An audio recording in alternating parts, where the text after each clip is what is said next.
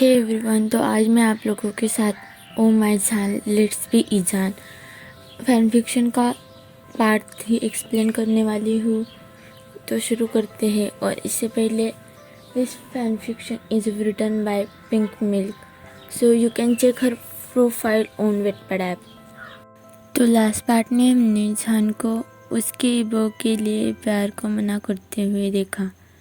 तो आगे तो वो सब बस मुझे फुल करने के लिए था, है ना? तुम मुझसे प्यार नहीं करते। वो सब वक्त, वो मोमेंट्स जो हमने साथ में बिताए, वो सब बस फैंटेसी थी और मैं ही बस उसमें जी रहा था। मैं द ग्रेट वांगे वो। हाँ, मैंने तुम पर हमेशा यकीन किया, लेकिन अगर तुम पक्का ये कहने वाले हो कि उसमें बस फ्रेंडशिप के अलावा कुछ और नहीं था, तुम्हारे दिल में मेरे लिए कोई फीलिंग्स नहीं है, तो मेरे लिए तुमने मेरी पूरी दुनिया ही उजाड़ दी है, बस एक फिंगर के ही दम पर। मैं अब ना ही तुम्हारा लवर हूँ, ना ही मुझे तुम्हारा फ्रेंड बनने में कोई शौक है, ना ही मैं तुम्हारा कंपेनियन हूँ, ना ही बॉयफ्रेंड। तो फिर मुझे जाने दो, मैं यहाँ से जा रहा हूँ, अपना ख्याल रखना प्लीज़, वो कहता है और वहाँ से चला जाता है। वो बहुत गुस्सा था। जहान बस वही खड़े रहकर उस पर्सन को जो उसके लाइफ में बहुत इम्पोर्टेंट है वहाँ से जाते हुए देखता है। जल्दी ही वो उससे बहुत दूर जा रहा था। बाहर ही वो जैसे मानो उसने अपने माइंड पे से कंट्रोल खो दिया हो, वैसे बिहेव कर रहा था। वो फ्रस्ट्रेशन में अपने बाल खींचने लगता है।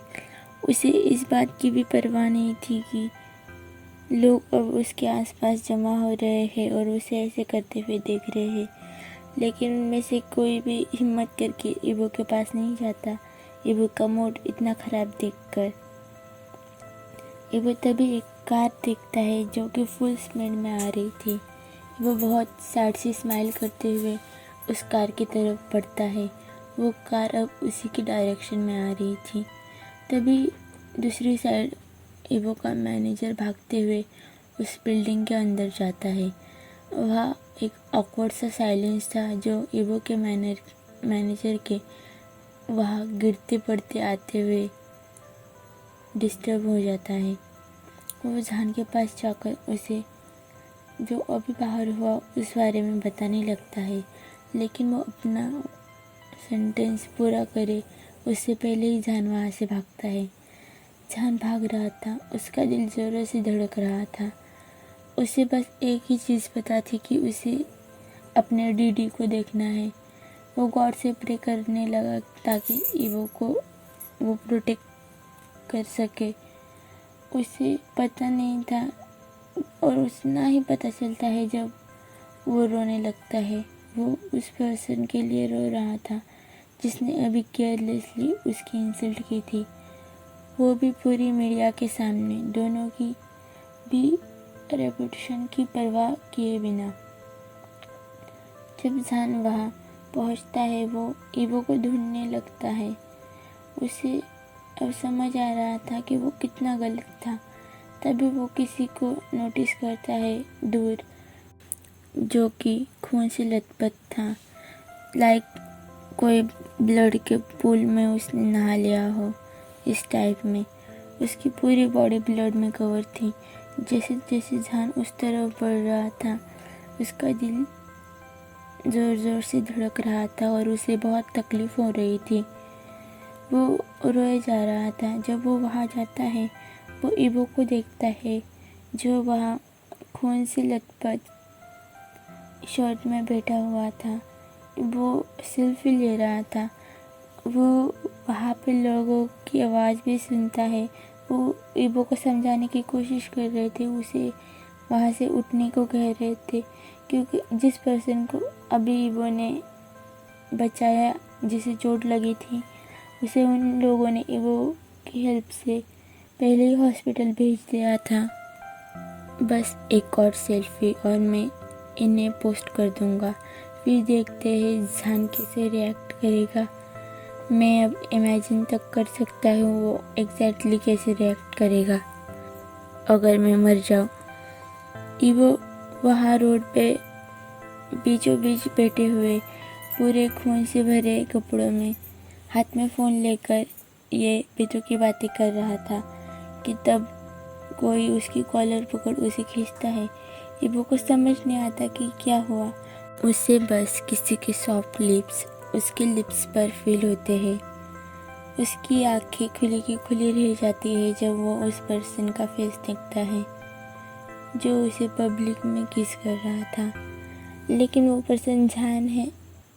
ये देखकर ईवो का दिल किसी ढोल की तरह बजे जा रहा था।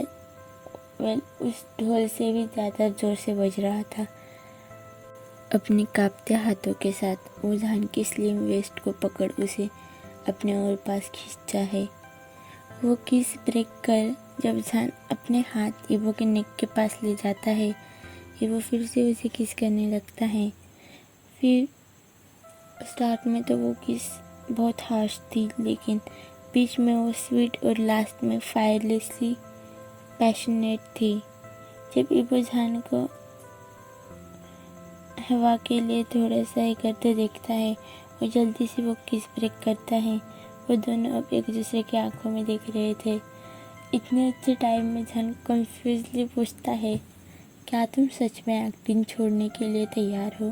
क्योंकि हम एक साथ नहीं रह सकते अगर हम एक्टिंग चूज़ करेंगे तो। वो कहता है, हाँ मैं छोड़ रहा हूँ। तुम्हारा क्या, मुझे एक्टर नहीं बनना एंड मैं तुम्हें किसी और के साथ भी नहीं देख सकता, प्लीज़। वो कहता है। जान हंसने लगता है, तुम पहले से इतने जेलस हो। वो और ज़ोर ज़ोर से हंसता है। ओके, अब बच्चों की तरह मत बिहेव करो। मैंने भी उसी समय सोच लिया था कि मैं ये जॉब छोड़ दूँगा जब मुझे रियलाइज़ हुआ कि मेरी दुनिया तुम्हारे बिना कुछ नहीं है। अगर तुम मेरी लाइफ में नहीं हो तो ये दुनिया बस मेरे लिए एक नाइटमेयर होगी। तुम मेरे लिए सब कुछ हो। तुम्हारे बिना जीना एक बुरे सपने से भी ज़्यादा बुरा होगा। चलो चलते हैं, हमें अब कोई अलग नहीं कर सकता। जान कहता है, नहीं, पहले मुझे जवाब दो। ईवो से कहता है, क्या? और लाइट पूछो। जान से कहता है, क्या तुम मुझसे प्यार करते हो? ईवो से पूछता है, हाँ। जान से जवाब देता है, क्या तुम मेरे साथ लाइफ टाइम रहने के लिए तैयार हो? ईवो फिर से उससे पूछता है, ऑफ कोर्स हाँ। जान कहता है, क्या तुम्हें मुझे हैंडल करने और मेरे नखरों को उठाने के लिए तैयार हो? ईवो फिर से पूछता है, हाँ। जान फिर से जवाब देता है, ये ओ माय जान, लेट्स बी जान। ईवो खुशी से चिल्लाता है। वो जान को कूदते हुए हक करता है।